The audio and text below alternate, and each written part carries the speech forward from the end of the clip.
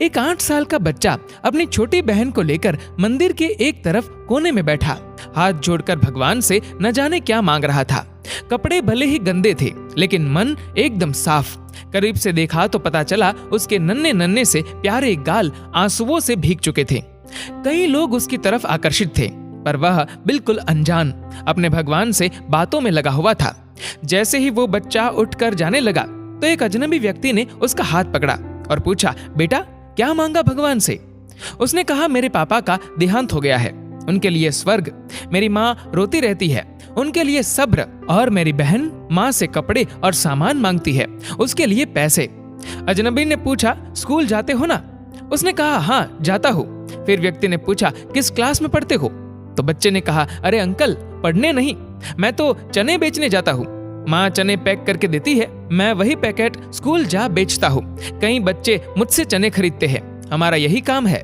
बच्चे का एक एक शब्द अजनबी की रूह में उतर रहा था। अजनबी ने न चाहते हुए भी पूछ लिया कि क्या तुम्हारा कोई रिश्तेदार नहीं? बच्चे ने कहा, पता नहीं, लेकिन माँ तो कहती है गरीब का कोई रिश्तेदार नहीं होता। अजनबी ने कहा, तुम्हारी माँ एकदम सच कहती है।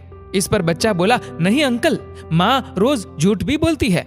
अजनबी चौंक गया तो बच्चे ने कहा, रोज खाना खाते वक्त माँ हमें देखती रहती है और जब मैं बोलता हूँ माँ तुम भी खाओ ना, तो कहती है, बेटा मैंने तो कब का खा लिया। अजनबी की आंखों में आंसू आ गए तो उसने पूछा, अगर तुम्हारे घर का खर्चा मिल जाए तो क्या तुम पढ़ाई करोगे? बच्चा बोला, बिल्कुल नहीं। अजनबी हैरान रह गया और उसने वजह पूछी। बच्चे ने कहा, अंकल पढ़ाई करने वाले गरीबों से नफरत करते हैं और मैं उनके जैसा नहीं बनना चाहता। वो पास से गुजर जाते हैं और कभी कुछ नहीं पूछते।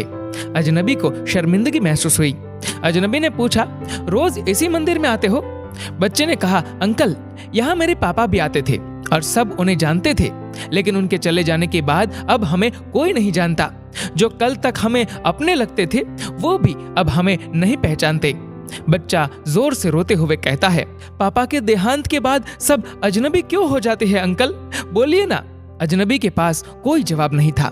ऐसे न जाने कितने बच्चे, कितने परिवार हमारे आसपास रहते होंगे जिन्हें ये भी नहीं पता होता कि वह शाम को खाना खा पाएंगे या नहीं।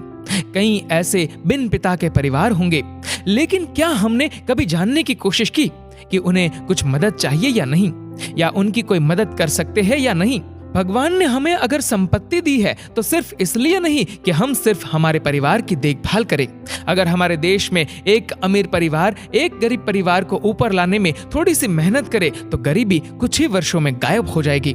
दोस्तों, इस वीडियो को लेकर आपकी क्या राय है नीचे कमेंट करके जरूर बताएगा। और अगर आपको वीडियो अच्छा लगा हो तो इस वीडियो को लाइक करेगा, शेयर करेगा ज्यादा से ज्यादा लोगों तक। और ऐसे ही और भी इंस्पिरेशनल वीडियोस के लिए सब्सक्राइब करें हमारे यूट्यूब चैनल को और फेसबुक पर फॉलो करें हमारे पेज को।